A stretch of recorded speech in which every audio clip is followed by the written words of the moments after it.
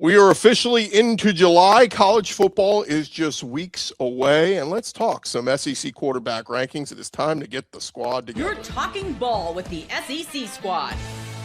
From Alabama to Tennessee, from Georgia to Oklahoma, from Auburn to Texas, it's the local experts of the Locked On Podcast Network bringing you scoops, breakdowns, and the most comprehensive preview of the upcoming SEC weekend. It's the SEC squad, and we have a seat for you. Hurt feelings and thin skin are prohibited.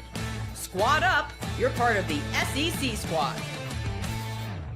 And what's up, everybody? Welcome into the SEC squad. Sit back, grab your favorite beverage, and join us as we get you ready for another week talking all things SEC. Today's episode is brought to you by FanDuel. The biggest stage in world soccer is here. Let there be goals over at FanDuel. Visit FanDuel.com today to get started. Let's welcome in our panel this week.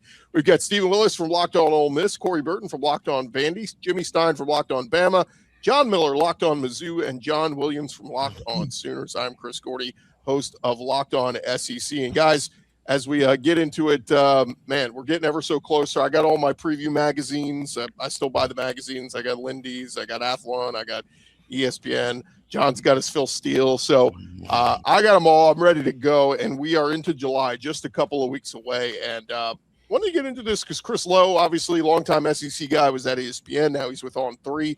Put out his top SEC quarterback rankings. And wanted to see where you guys fell on these rankings as we take a look at them. He ranks his top 10 quarterbacks. He's got Kenny Mitchie at Kentucky at 10, Kamario Taylor at Mississippi State at 9, Byron Brown at Auburn at 8, Marcel Reed at A&M down at 7. Feels low for him. Lenore Sellers at South Carolina at 6.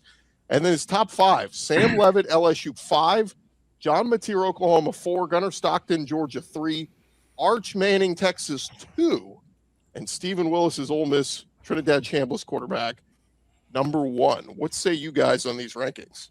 I think that list is about right perfect.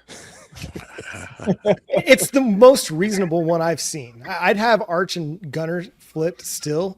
That's just my opinion. I feel like it's Trinidad, it's Gunner, and then you can make an argument 3 through 7 between Arch, John Mateer, Sam Levitt, Lenora Sellers, Marcel Reed, and jumble all those guys up, pick them out of a hat and rank them, and it'd probably look about right any given day of the week. But I think top 2 for me is Trinidad, Gunner. I think Chris Lowe is pretty close on this. Yeah, I think Lenore's is number 5 for sure. I think he's got a perfect ready-made offensive system ready to go. I mean, he's performed already, had a down year last year, but I think that's probably going to be more of a anomaly than anything else. So I like Lenore Sellers at 5, but the top 4, I'm with that. You know, other than the excellent selection for the top quarterback in the SEC, I will say that Lenore Sellers, he was built in a lab for Kendall Briles' offense, so there's a chance he could go way up this list. Yeah, I think Sellers, he's the most volatile of anybody on this list. Really, I say volatile. Really, I think 6 might even be about his floor. When I say volatile, I think his upside is clearly much higher than 6. I'm really interested in him. I will say Kamario Taylor at 9 seems a little aggressive, especially over Missouri's Austin Simmons, in my opinion, but that's just me. Yep. I agree with that opinion, actually, because there's a reason why Lane Kiffin picked him to be the starting quarterback last year. The dude's really, really good, and I think Missouri got a good pickup in that one. And we've seen a little bit of Austin Simmons. He's got good weapons. He's got a good run game, good offensive line. I think he's got a chance to be one of those players that vastly exceeds what Chris Lowe is projecting, not even putting him inside the top 10. Yeah, it seems silly, real quick, guys. Like Austin Simmons, I do feel like he's not getting enough talk with. And by the way, he's got a bunch of great offensive minds there at Missouri, including Eli Drinkwitz. He got the most out of Brady Cook, guys. Like, and you know, and Drew Pine. Let's also say, Drew Pine. Thank you. Yeah, I'm Austin still mad about Simmons, that. You should be. Austin Simmons beat out Trinidad Chambliss for the starting job last year. I mean, again, and it's within, all within reason of how we're talking about this, but like it is kind of crazy to say we're going to rank the top 10 and Minchie, who we've barely seen, Kamario Taylor, we've seen a very small sample size, and we're going to put them ahead of Austin Simmons. I feel like Austin Simmons could certainly be in that category. No. Yeah, Austin Simmons should be 8 or 9. I think Austin Simmons should be 8 or 9 myself, but those first 7 to me are almost inarguable in terms of who those 7 are. Now, any of us could reorder those, but the first 7 are proven really good power 4 quarterbacks that have been proven against Power 4 competition. I think I see a big dividing line after 7. Then it gets very arguable, but I would definitely put Austin Simmons in there in that 8 or 9 area, because again, he's more proven against SEC competition to this point than Byron Brown, who's a group of 6 guy, and Kamario and Kenny Minshew have a ton of promise, but just haven't played yet. I'll say this on Marcel Reed, too. I feel like I'm constantly talking him down in this space, and even on my podcast, too. But I think 7 is about his floor, too, because to me, Reed, at the very least, is a good game manager, a guy who's not going to turn over the ball much. He's going to make the right decisions. Does he have the ceiling of an Arch Manning or a Trinidad Chambliss? I don't think so. But I do think Reed is a guy who is almost overlooked at this point if he's the 7th best returning quarterback in the conference. But wasn't he awesome before those last 2 games? Like, he was awesome going into that Texas game last season. I like Reed because he's dynamic, Chris. I think he can do a lot of different things and hurt you in a lot of different ways. And I don't know how much of that was Colin Klein calling plays or how much of that was his playmaking ability, probably a combination of both.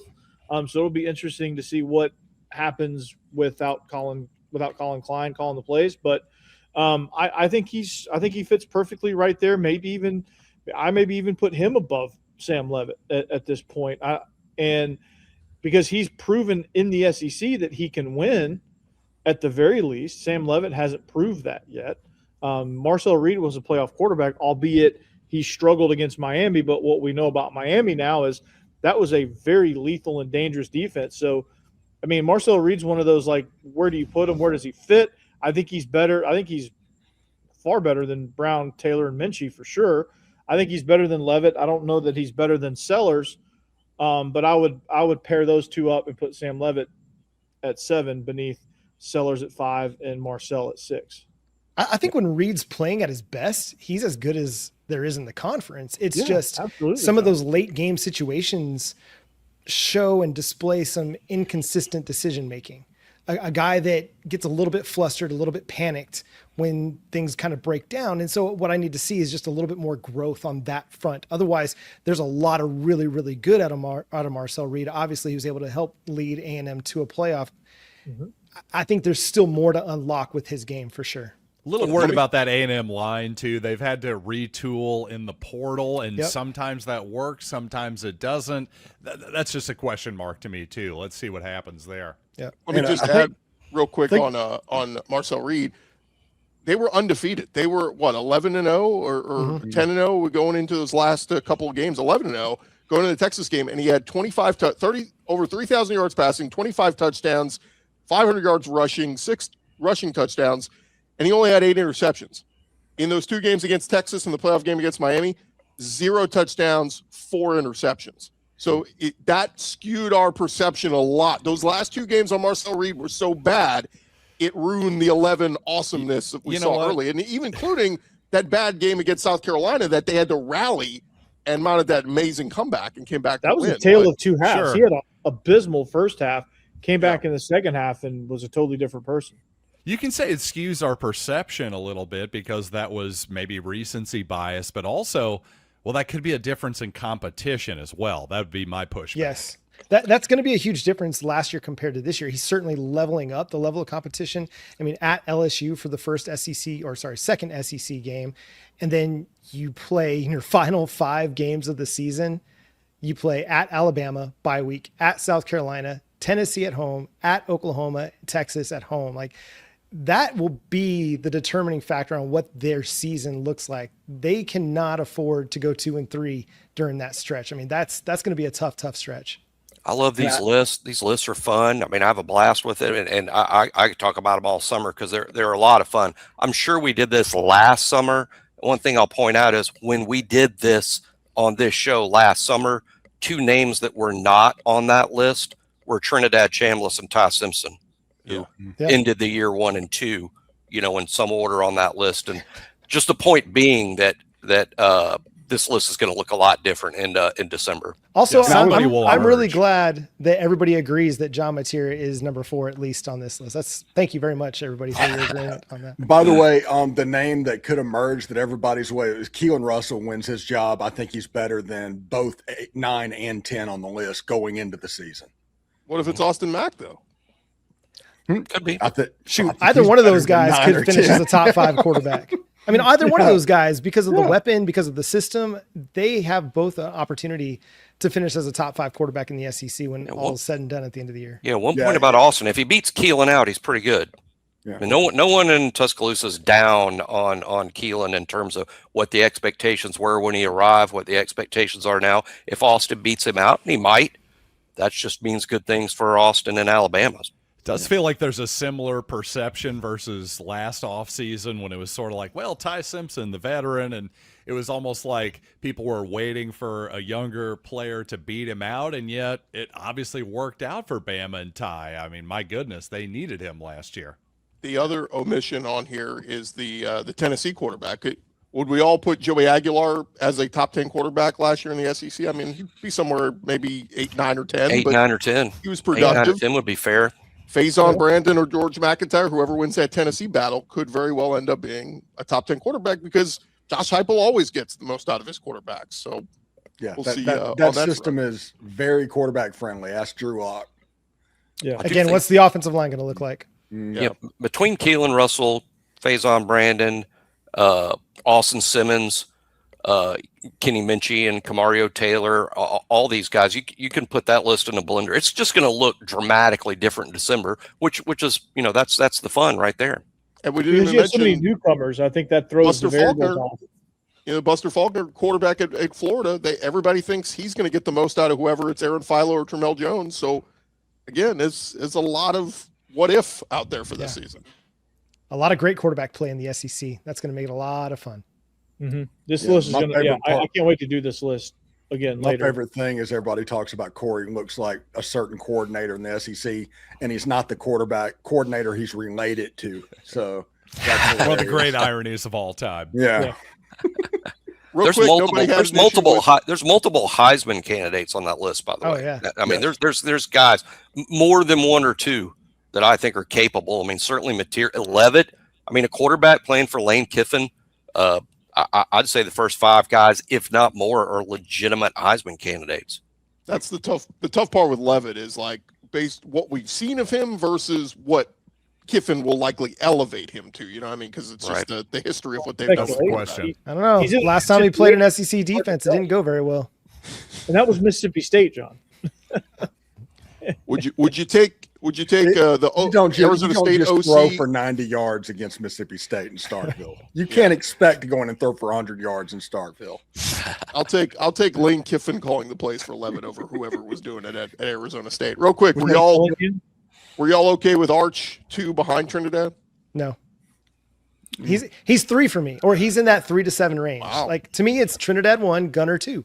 I've seen Gunner perform well. Yes, I've seen him perform well against high-level competition, and I've seen him perform in the playoff. I haven't seen Arch Manning do it against high-level SEC competition.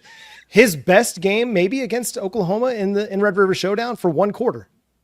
I mean, Gunner is tough as nails, no doubt. I know I was kind of being a little sarcastic there because Georgia runs such an efficient, quick-hitting, obviously run-heavy offense. God, kind of sounds like Missouri a little bit, to be honest with you. But, Gunner Stockton, 2, I like the guy, but let's not go nuts. I mean, this is where we need to talk about it. Are we talking about the most talented? Are we talking about the best player in their system? Because I think Gunner Stockton, for what Georgia's asking him to do, to me is the number 2 quarterback in the conference. He's proven Gunner finished, I think, 7th in last year's Heisman Trophy voting. Yep. I like Gunner. I don't mean to completely crap on the guy at all. I totally hate him. That's a better social media clip. But no, I agree with you on his positive attributes. I just don't think he's quite as high for me. That's all. It's just one of those, the intangibles to me outweigh some of the maybe lack of big time tools, if that makes sense. Like, he's a leader. He's shown leadership. He's shown toughness. He's been able to kind of will Georgia's offense down the field in crunch time situations. Arch is a great talent. I know I'm Locked On Sooners. I know I'm an Oklahoma fan. I'm supposed to hate Arch Manning. I get it. I think he's an incredible talent. I just haven't seen him prove it yet against high level competition. He did against Michigan in the bowl game. Michigan in the bowl game is really good. Bowl game, though. It's a bowl game. He's also got a heck of a cast this year that he didn't really have last year, or now he's experienced, better supporting cast. Yeah. I think he's going to have a monster year, but so is Trinidad. Yeah, I think one thing when we go back to Gunnar Stockton is this: he's basically a 5-star version of Stetson Bennett. And I mean that in the nicest possible way. I think that's a great description. Well, and I think also people knock him because of that too. Like he plays so similar. He plays to win the game. Mm-hmm. He's not out there going to put up eye-popping stats or do this most incredible, throw down the field, but he's going to win a lot of games for Georgia. He's a gamer. He's a gamer. Yes, gamer. Yeah. He'll make the play to win the game. Yep. Regardless of what the first 58 minutes look like. With his arm, with his legs, I like him. I'm a fan. He's not going to go very highly drafted in the NFL draft. I get that. But for college football, he is one of the best quarterbacks in college football. I mean, Stetson Bennett is currently the backup quarterback for the Rams. So, he in the Sugar Bowl, there was like a 4th and 15 on that drive where Georgia was going down to potentially win, and they ended up kicking the field goal. He completed that a seed 20 yards downfield to get that first down just over the outstretched linebacker. It was an NFL level throw, and it shows that he has it in him. Yeah. All right, when we return, guys, we will get into the big announcement that was made at Big 12 Media Days this week. We'll talk about a little bit that from the SEC perspective when we return. But first, the biggest stage in world soccer continues on, and every match feels like it has the potential for a memorable moment. One goal can completely change the energy of a game, shift momentum, alter the outcome in an instant. That's what makes tournament soccer so exciting, from the open whistle to the final kick. And right now, our friends at FanDuel, they are giving you another reason to stay locked into every match with every goal pays. You bet on a match, you get bonus bets for every goal scored in that match. More goals mean more bonus bets. All you have to do is turn on your token and look at some of the games that we've seen just this week. I mean, heck, if you had Belgium, they were rocking and rolling with the goals. Team USA couldn't keep them out of the goal. But hey, it doesn't matter what team you're rooting for. It's all about the goal scored. That's what makes it fun. Still fresh, brother. Team USA loses, but you get the benefit from each goal scored. So if you had Belgium, you racked up the wins there. From opening whistle to the final kick, let there be goals over at FanDuel. All you got to do is visit them today. Visit FanDuel.com to get started. Now, no USA to root for, so cheer on somebody else. FanDuel.com today. All right, guys, we are less than 2 weeks away now from SEC Media Days. Big 12 Media Days got underway this week, and Brett Yormark earlier this week announcing the Big 12 and Monster Energy entered a multi-year partnership. Big 12 football will be branded the Monster Energy Big 12 football, to which I saw somebody said, I'm not calling it that, but it'll be the same for men's and women's basketball as well. Monster will have conference sponsorship patches on all team jerseys. So I ask you guys, if you could see the SEC doing a similar type partnership with someone, who would it be? First of all, there's not a more perfect sponsor for the Big 12 in history than Monster Energy drinks. That just screams Big 12 bro. What a circus. Oh my goodness. That's absolutely perfect. I'm going to say this, the SEC, I'm going to go old school on this one. It needs to be sponsored by Golden Flake. Bring it back. Let's do it. Golden Flake sponsoring the SEC. I think that's the way to go. Golden Flake. The thin, crispy barbecue Golden Flakes are elite, by the way. That would be a great sponsorship. I would Magic City. That went over well the first time, right? I'm not sold for $20 million a year for the conference. Like, you cannot sell me on anybody for $1.25 million per team per year. That's not happening. It's going to have to be somebody. Keelon Lacey. Right. That doesn't get you a quarterback. It might not even get you an offensive tackle in today's college football. Yes. It's going to have to be like Emirates. It's going to have to be Emirates Airlines coming in, offering $20 million per team for me to be interested in something like this. I'm not doing it for 1.25. I'm sorry. It's kind of the most G6 thing you can think of, honestly. It's so cheap, bro. Yeah. Well, John, didn't they have WWE there those last couple of years in the Big 12? Yeah, they get belts. It's really cool. They don't have clocks on the wall in Arkansas. They get belts in the Big 12. We're just rolling. It's why fine. is that like a Big 12 team with the no clocks thing? What the hell? I thought, though, the SEC, they've already got Dr. Pepper, right? That's been the big sponsor for SEC. Southwest Airlines. You could see them doing these, but like Bush beans. Yeah, Bush's baked beans. Is it crazy to think what's the Johnsonville sausage? Is it crazy to think like we're going to start putting patches on the jerseys and almost start looking like NASCAR out there? No, not at all. It's the way the world is going. You're seeing it in the NBA. I would be surprised if it's not long for the NFL. Like, everybody's trying to make as much money as possible. College football is not going to be any different. I'm just telling you, I'm not selling Oklahoma's jersey patch for $1.25 million a year. You can find a donor or a couple donors to make up the difference for that. My jersey, the Crimson and Cream, it's too much. Like, it's important. It's the second most valuable real estate that you have. Yes. Mm-hmm. I would think not doing it. If the SEC were to go down this path, I think you're talking at least $5 million a school or something crazy. Like, it's going to be worth their while. 10. I'm thinking 10. Lockheed Martin, Huntsville, Alabama. Let's go. They got some money. Dude, if Brahms wants to put an ice cream cone patch on Oklahoma's jersey, I'm up for it.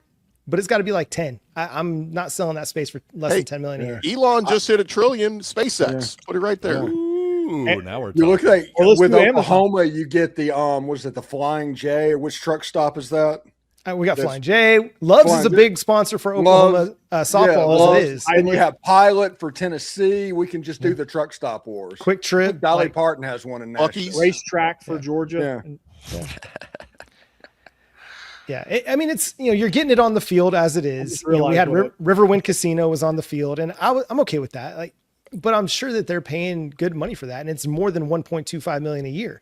That's my biggest issue with this whole Monster Energy Big 12 football conference, Big 12 basketball, is that they sold it for so little, and I don't know what Brett Yormark was thinking on this, that he couldn't hold out or take that bid from Monster and go find somebody more lucrative to say, hey, here's what Monster's offering us. Would you do more than that? It seems like they just took the first offer they got and didn't seek to explore other opportunities to make revenue. It seems so cheap. And for a conference that's trying to act like it's one of the Power Four, this just cheapens it even more. Like Nick Saban couldn't get Mercedes to pony up and throw a. Well, put it like this: in the SEC, they'd be sponsored by Mercedes. In the Big 12, they're sponsored by Dan Johnson Mercedes. That's the difference between the two leagues at this point. Well, y'all help me out here, because I get accused of being the old guy sometimes when it comes to being like a purist. But is this clouding the sport that we love, right? Like, we've already entered the world of NIL and players being paid and all that, but like we start putting patches on the jerseys and naming rights on the conference and games and stuff. It just, I don't think they have the jersey sponsor big on the front. So like, what does it matter? Yeah, I don't think the patch is so bad, but it is a slippery slope. Yeah. It's not so bad now, but it is a slippery slope. It could get out of control. Yeah, the Big 12 did private equity already. Nobody signed on for it, but Brett Yormark signed the deal.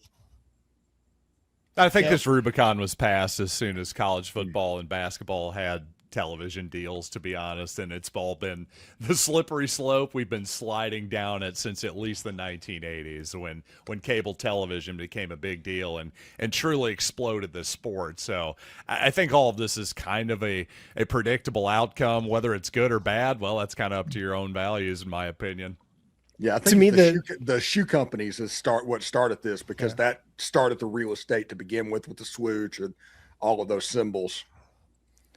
To me, the jersey is just sacred, and I know that that's old man college football thought process coming from one of the newer guys on the Locked On Network. 6 years, but I always used to be an NFL purist. Like, I thought NFL was greater than college football, but covering the sport over the last 6 years completely turned me around. Hey, John. College football is the greatest thing that we've got. European soccer might be the only thing that compares to it. And I think what we have on the front of the jersey matters, And if these programs are going to be looking to sell that real estate, I don't want them to do it for very little. Like really maximize your value. John's making a great point. I'm not a Big Ten fan or a Penn State fan, but if they slapped a McDonald's patch on that Penn State jersey, we have crossed a Rubicon that we're never going back. That's just too far. Don't put anything on that jersey. Don't even put Penn State on that jersey. Just we can accuse Gordy, we can accuse Williams, we can accuse me of being the old man in the room. But how about the modern thing? Is it not a little bit interesting to watch the World Cup and go, oh my God, you can actually go an entire half with just one TV timeout, essentially? The hydration break has become the TV timeout. Yeah, it's like we're in college football, there's like 45 of them a game. So, I mean, that is pretty eye-opening. And somehow all of these soccer players are making hundreds of millions of dollars a year at the top end. So apparently it hasn't ruined the economics of the game. That's pretty eye-opening. That's why they got those. That's why they got those ribbon boards and that they put the sponsorship stuff on. So the field. Which is it? I mean, would you rather have 45 timeouts a game, or would you rather have Dickies on the front of your jersey? It's a trade-off. I'm cool with like if the game experience is better and you have a patch on your jersey and a sticker on your helmet and there's ribbon boards around the stadium, like the walls of the sidelines are just like advertisements and stuff. At least worth a discussion. It's all a trade-off. There's no perfect answer here. Well, they also have free-flowing sports, and ours is much more start and stop. True. There's natural if you can get rid of the break after the kickoff, that's my can you get rid of the break after the kickoff and after the punt? And yes, maybe I will sell the front of my jersey.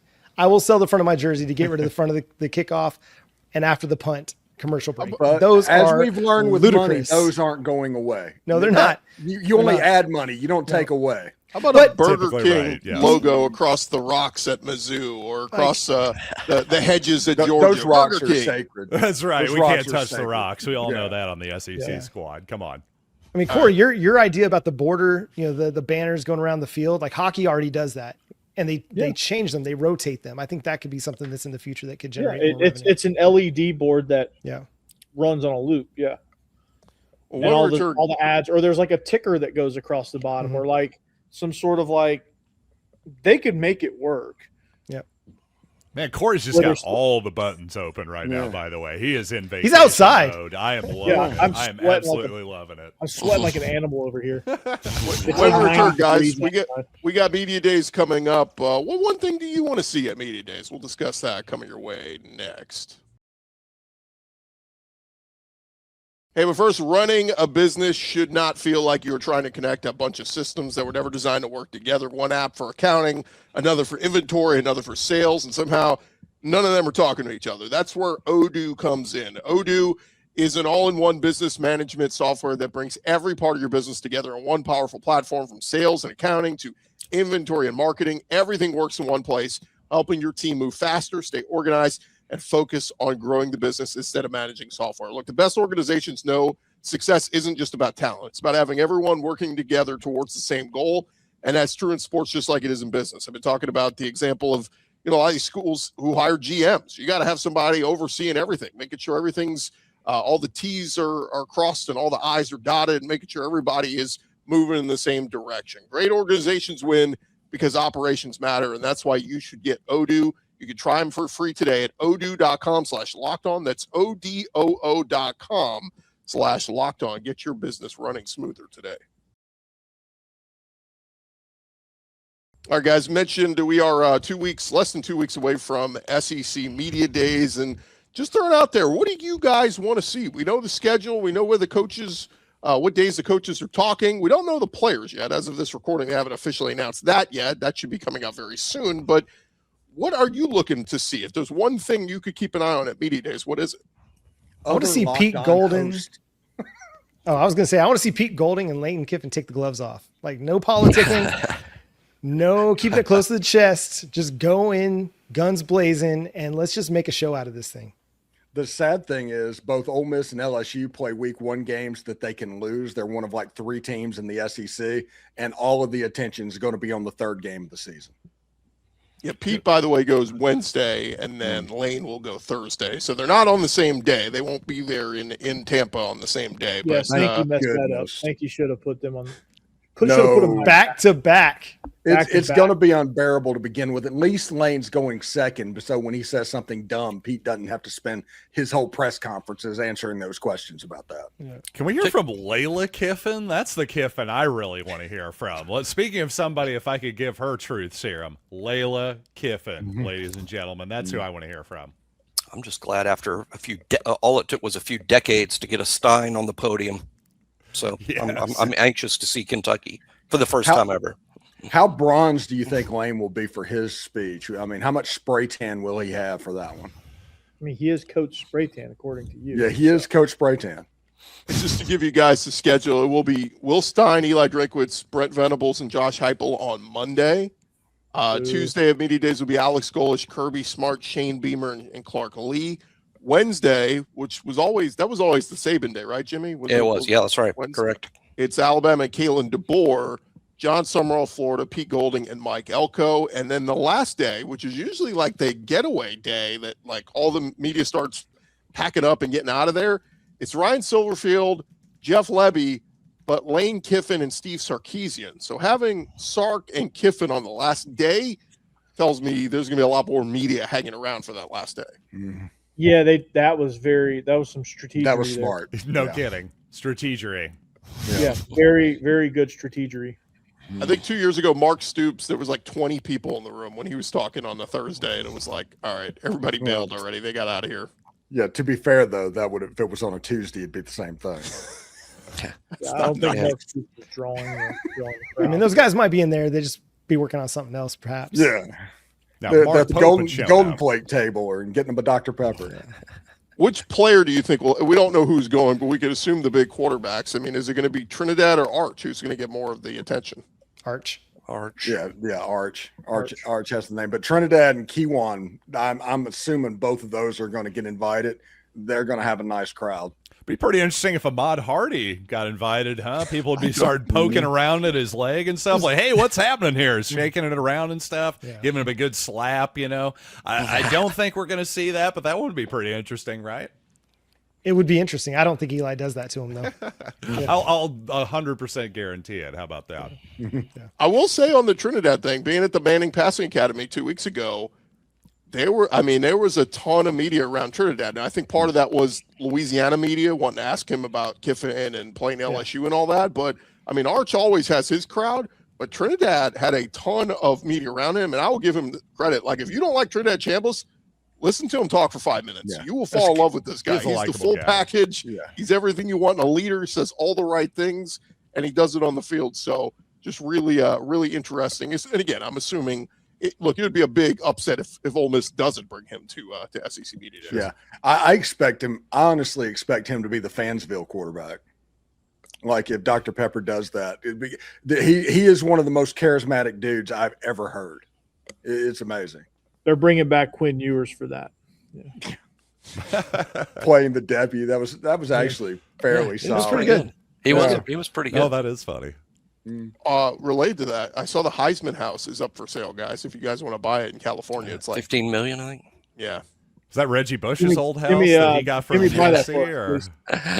Yeah. NCAA needs the money despite all these legal battles. It's about jersey patches. Yeah. If it came with O.J. Simpson's Heisman, I might put a bid in on it. But you know.